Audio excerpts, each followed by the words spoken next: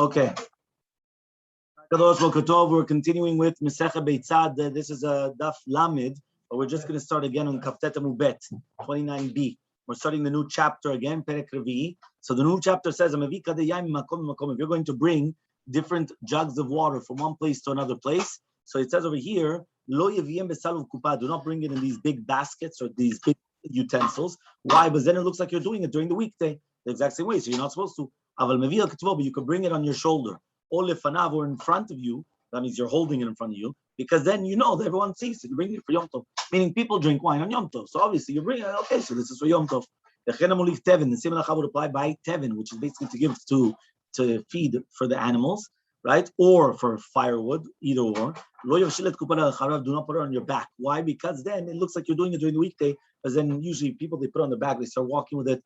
It looks like you're doing weekday activities. You bring in your hand, because then obviously it's more for Yom Tov. Matchilin, you're allowed to take from tevin, whether it is for hasaka, right? So for example, you're taking it for hasaka, it's like for the firewood, right? From something which is baremata tevin, even though you didn't designate it for Yom Tov and you never took from it beforehand. Why? Because the tevin was never becoming asur because of muktzeh, which means that even if it's going to be in a pile, it never became muktzeh. So since it's like food. Right. For example, you know that you could always go into even a store like kosher land, right? Hasra, and you will be able to take things out on Yom Tov and on Shabbat, and there's no problem. Why? It was never muktzeh. It never became muktzeh. The only problem is you can't start telling him, "Oh, 1 second, I took $20 of this." No, that you can't do. You can't mention numbers, right? As we already mentioned. But I would be able to come and take it. Why? Because they never became muktzeh. However, though, avalo be'etzim b'muktzeh, but not of wood for muktzeh, which means in the muktzeh was in the chatzar, right, in the courtyard behind the house, right, that's called the muktzeh. That means your backyard is called the muktzeh. Okay, so there it was like in a machsan. It was like a storage place. So therefore, then, if a person never took wood from there, he completely segregated his mind from that, because he was not using it at all. He never used it there. So therefore, since he never used it, it's going to be asur because of muktzeh. But if he did start taking from that place firewood and things like that, then there's no problem with muktzeh, because then it's designated for that. But if he didn't, then it would be a problem of muktzeh. It says the Gemara Tana, we learned in a Beitzah, if you cannot come and change from the regular way of carrying on Yom Tov, like you do during the weekday, it's going to be mutar, which means that what are we always trying to do? We're always trying to tell you, lechatchila, change from the normal way of carrying. But if you cannot change from the normal way of carrying, it's going to be permitted. Itkin Rava b'mechuza. So Rava came and he instituted in mechuza, right? The daru bedochka, that many times people, right, they were bekoshi, were able to come and carry, right? They used to carry a bekoshi with a lot of torach. Lidru beragla, so they were able to come and take it in this kalshon. What is this kalshon? It says over here, it's like a long piece of wood, in order that it shouldn't be a lot of tircha, in order that it shouldn't be a lot of work. The daru beragla, but the people that used to bring it like this, right? For example, big barrels, lidru beagra. So then they could put it on an agra, which was with 2 people carrying this stick, right? That means basically 2 people used to put, right? They used to go from one to another. They used to have the stick, and then they used to be in between them. The daru beagra, right? If they used to come and bring it with 2 people on their shoulders, lidru beakfa. So then they could put it on in their hands. The daru beachpa, right? If they used to come and take it in their hands, nifro sudar leves. So just put a mitpachat on top of it. So basically, you see from here that each person, according to the way that they used to do, they used to tell them, okay, according to the way it was, now you have to do a change. Now, if you cannot do any of these things, for example, you don't have mitpachat or whatever it is, so you can't put on this cloth on top of it. Shadi, it's going to be permitted to carry it in the normal way. The Amar was more says, if you cannot change from the normal way of carrying, it's going to be permitted. So the lechatchila is changed from the normal way. If you can't, you can't. So Amal Rav Chanan Rashi says, Amur Rabbanan, the rabbis are going to say, whatever you could change, and you're going to change on Yom Tov. What he says that the women that they're filling up their dlis, right, on Yom Tov, right, and they're not changing. But they don't say anything. Right? So 1 second, here you do have these women that they're doing it, but they're not changing. So how could it be? And people are not saying anything. So, what? Buckets of water. Buckets of water. Yeah. So it says here, Amalei, so he comes and he tells him, Mishum de lov shar. He says, how are you going to change? What are you going to do? If you bring a big one, you're going to bring a small one. Now you're going to have to travel twice every single time. Because before I was bringing 1 gallon of water. Now I have to bring half gallon. So I have to go twice. So I'm being mafsheh b'liluch. I have to make much more of a traveling, right? So dilma b'chatzva zuta. So if I'm going to do like I used to fill up with a small bucket, so fill up with a bigger bucket. Kamafsheh masui. So now I'm carrying more, and I don't need to. It's a bigger tircha. It's a bigger work, a toil. Techasi v'nachtma. If you're going to start covering it with a cover, so sometimes it falls inside, and you're going to start carrying it, and you're not allowed to carry it for no reason, right? If you're going to tie it, right? So he says, so sometimes it's going to break the knot, right? And then you're going to come and you're going to tie it on Yom Tov. You're not allowed to make a knot on Yom Tov. Yeah? Tifro sudara yilaveh. If you're going to put a sudar on it, zimnin the meat mish b'maya. Maybe it's going to get wet, right? And you're going to squeeze it. Because of that, it's a little short. There's not another way of doing it. So you do it like the normal way. For sure. Says Rabbi Chanin to Abaye. Now we learned in the Mishnah. Right? It says here you're not allowed to come. There's a Mishnah later on that we're going to learn on Lamavavum Bet that you're not allowed to start clapping your hands. You're not allowed to start clapping on your thigh. You're not allowed to dance. This is talking about on Shabbat and Yom Tov. So this is the prohibition that you're not allowed to dance on Shabbat and Yom Tov.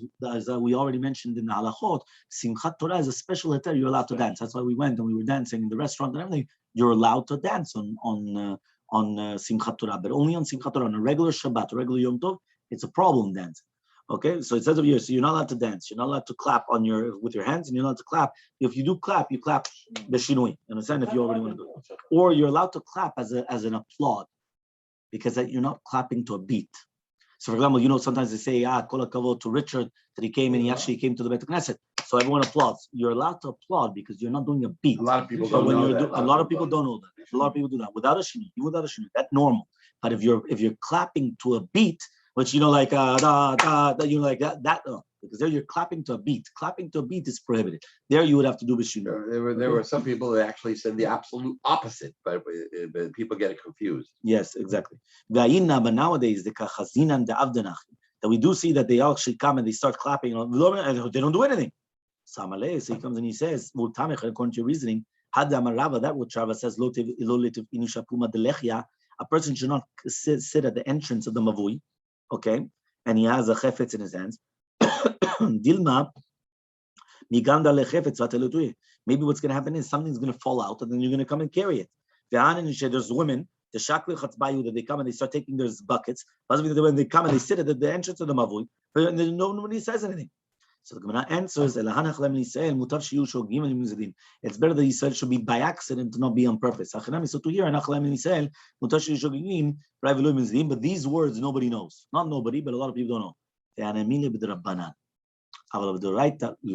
Meaning some people just say, let them. Why? Because it's better that they should be shogeg. Shogeg means it's better that they should be shogeg by accident, not that they do things purposely. So leave it to them. But that's only on a drabanan, not on a doraita. On a doraita, you don't say this concept. Meaning if it's a doraita, you have to tell them to stop them. Here, the two things that we're talking about are the rabbanans. The entire concept of clapping and all those things, maybe you're going to start coming and fixing a utensil, a klishid, like an instrument. You're going to make an instrument. The concept of the mavui, there was the rabbanan, because it's not a shut rabin doraita. So all those things are the rabbanans. By a rabbanan, you are correct. We do not come and start, rebuking or doing all certain things. Why? It's better that they should be accident. It shouldn't be on purpose. You understand? That yes, but not on doraitas. It says the Gemara, but it's not true. Sometimes we don't say anything. Why? Because Tosefet Yom Kippurim is doraita. And sometimes they come and they start eating and drinking. Right? But we don't say anything. So therefore, it could be a mem be'emet, even if it's going to be doraita. Sometimes we'll do that. So here, there's a whole question. If you look in the poskim over here,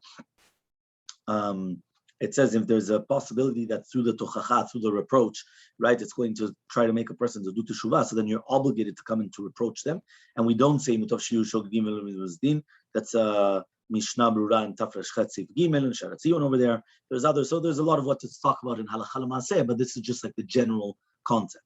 Okay, next. Matchilim b'aremat teven. So the two dots says that you're going to start in teven. Why? Because by grain, there's no mukse. So you could start even from a new pile on Yom Tov, and there's no problem. Rav Kana says, so it comes out that you're allowed to even use, right? Even though you left it for a very, very long time. Now on Yom Tov, you're allowed to come. You're allowed to start using this grain. So Mani, who is this? Rabbi Shimoni, it's Rabbi Shimon Delel Mukse, that he doesn't hold of Mukse. Okay? Ema Seifa, but 1 second. Now let's see the latter part of the Mishnah. The latter part of it says, but not on the wood. Why? The wood sheba mukse. Sorry, the wood in the backyard. Because remember, the mukse is the backyard, right? The part in the back part of the house.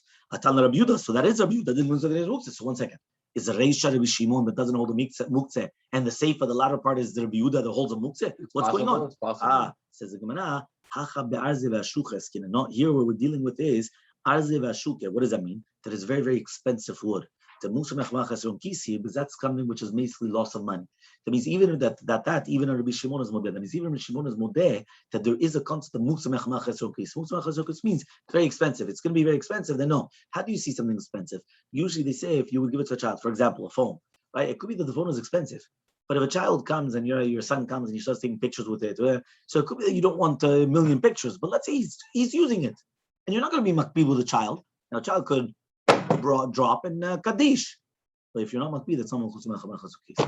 So nowadays, there's very few items which are mamash muksa mechma chesron kis. You understand? Sometimes, very, very few. Right? There's not a lot. Why? Because a lot of the things you're not really makbid nowadays. You understand? Like, okay, fine. So if you take the phone, you're allowed to take phone. Some people they actually taught this on the latter part. But not on the itzim in the mukse. Amar Rav Kana says, "Zotomenet." You see from here, that you can't start money. So who is it? It's Rabbi Yehuda the mukse. So Imar Reisha start the other way around. Then go look in the former part of the Mishnah. The former part of the Mishnah it says, "And you are allowed to go according to Rabbi Shimon." What's going on? And so the Gemara, Hatam betiv nasadia. No, there we're talking about teven rakuv. Since it's teven rakuv, right? That's why it's not good. So therefore, you're only using it. Rather, it's going bad. Yeah, it's rakuv. It's deteriorated. It's rotten. Right? It's bad. So therefore, he says it's not mukse even according to Rabbi Yehuda, right? Because for sure they're going to use it on Yom Tov. Okay. Okay, fine. So says the Gemara. Tivna Sadia, right? 1 second, hold on 1 second. So it says the Gemara, since we're talking about the straw, which is actually bad, Tivna Sadia, Chazilitina, you could make it for like teat, you could make it for like clay and all these things, like cement and all these things. So it should be mukse then. And so the Gemara, it's called like thorns. So since it has thorns, you can't make clay out of it, so therefore it's not going to be used for any other purpose, so therefore it's not going to be mukse even according to Rabbi Yehuda. Lamed Amubet, 30b, it says the Mishnah, En notlim etzim min hasukah min hasamuchla. So you're not allowed to take etzim from the sukkah, okay, but only from something which is actually close by, okay. So it says over here, "Ma'ishna mina sukkah." You have a picture? Which one? You have a picture? Here. Netila mina samuch l'sukkah, not from the sukkah, but samuch from the sukkah. This is the picture beforehand, which was how they were carrying the different, whether it's on the back, whether it's in their hands in the front. This is taken from the wood pile, or this is the mukse, the backyard, as I said. There's the front yard, there's the backyard, the mukse.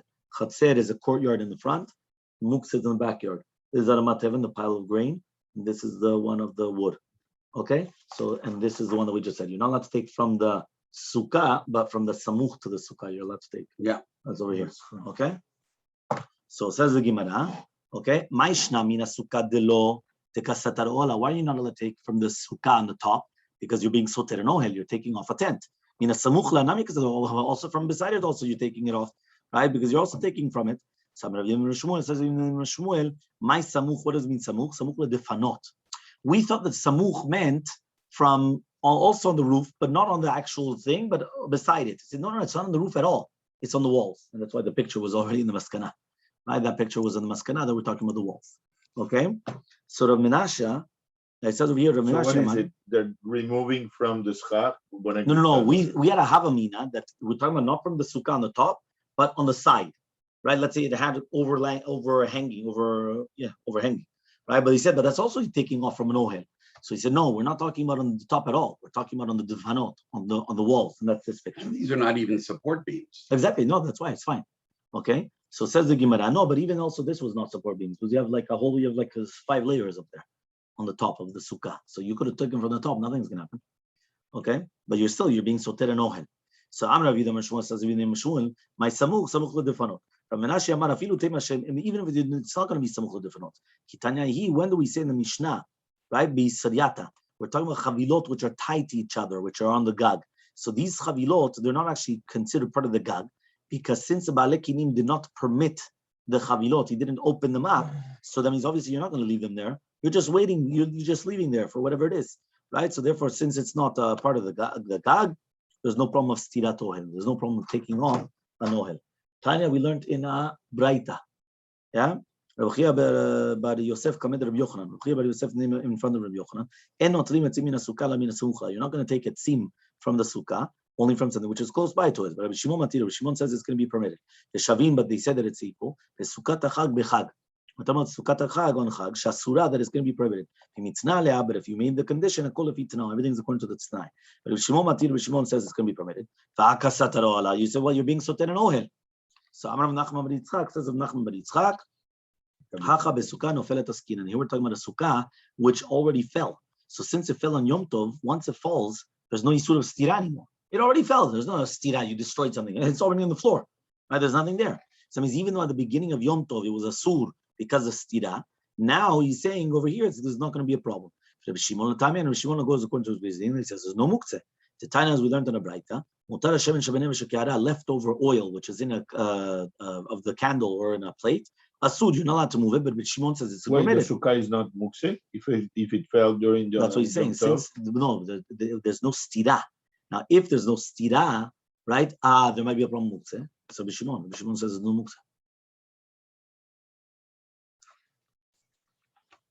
That's halacha l'maaseh. No. Well, yeah. We go according to Rabbi Shimon that the sukkah shenafla is not. So midami, can you compare both cases? Hatam over there, Adam Yoshev u'mitzapeh matat tichbeh nero. Adam Yoshev u'mitzapeh. 1 second. What did we just say? We just said Rabbi Shimon l'shitato. Why Rabbi Shimon l'shitato? When you have an oil, right? You have oil and you have the wick, right? And you have the candle. So a person's waiting and saying, when's it going to finish? And then you could use leftover oil. Here, you're waiting for your sukkah to fall. When was the last time you built a sukkah and you're waiting for the sukkah to fall? You don't wait for the sukkah to fall. It fell. So he's even according to, what do you tell me? According to Rabbi Shimon, he goes according to his reasoning that when the case of the ned, of the candle, and you have leftover oil, you're allowed to use it. There's no problem. Muktzeh. Aywa. You know that it's going to come out. You know that it's going to turn off the candle. So means you're waiting to see when's it going to turn off, and then I could come and I could take the oil. But here, you're not waiting for the sukkah to fall. So why do you say that Rabbi Shimon doesn't hold a muktzeh? Even according to Rabbi Shimon, there should be a problem of muktzeh. So says the Gemara, Nachman bar Yitzchak says Nachman bar Yitzchak. Yeah, he says Nachman bar Yitzchak. Hacha besukar re'ua askinan. Here we're talking about a sukkar re'ua. What is a sukkar re'ua? Sukkar re'ua means dilapidated. That it's like a bad one. It's a bad sukkah. Because you already knew that.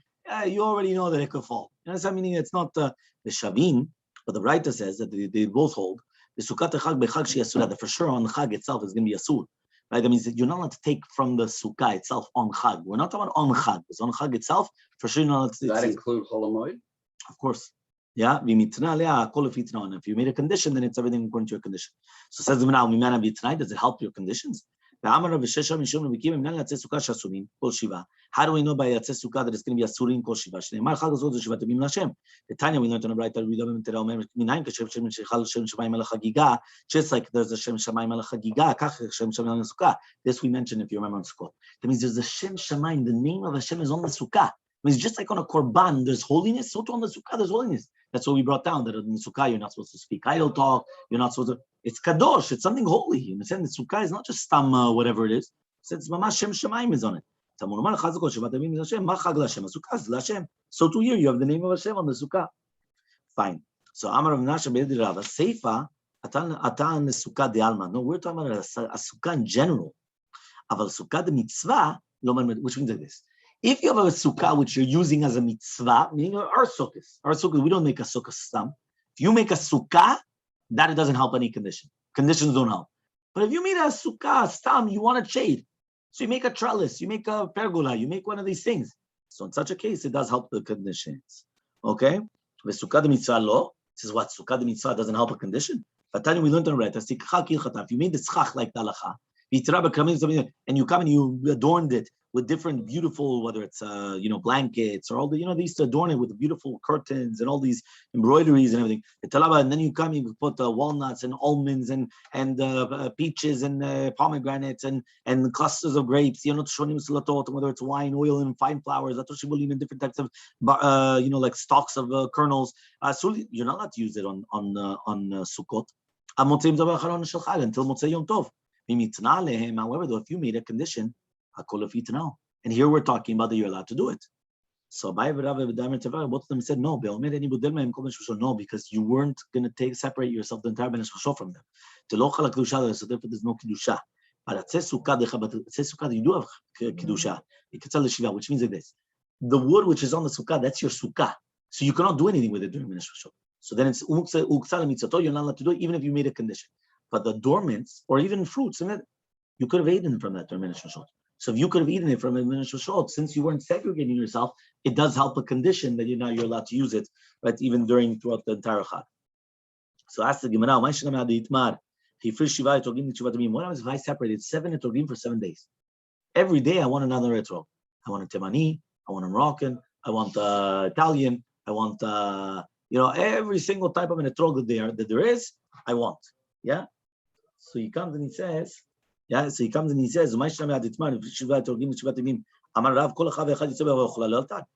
Yisei Chova, and then you could eat it immediately. Ravasi says, each one you could be Yisei Chova, and you're going to eat it tomorrow.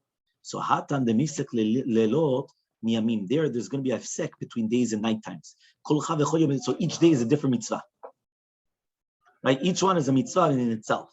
But over here, there's no difference. Meaning, by the lulav and etrog is only during the day.